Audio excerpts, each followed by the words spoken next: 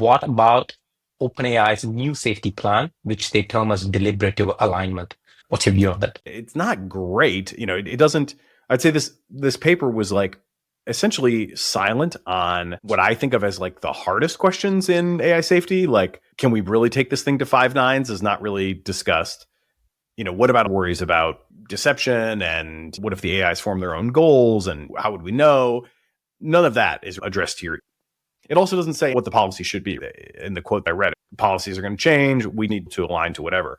There's something missing. You could bake in with a different policy than the one that they have, but there is something about the Claude character is like a big thing that they think a lot about at Anthropic. That seems to be also a little bit sort of underdeveloped here. It was given a policy, we'll align to it. We'll do it fast. We'll do it like pretty reliably.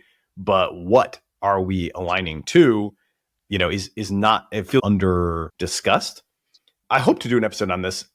There was recently a really interesting paper that showed relative cooperation rates, basically, between models of the same type.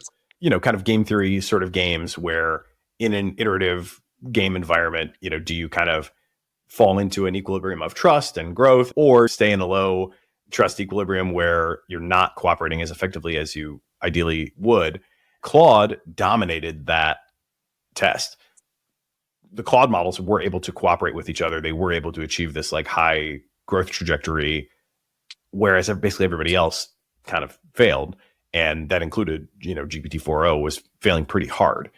So I do think there's something where you're like, geez, it's kind of cool that you can align to any policy, but this is a technical solution without the real hard part being done.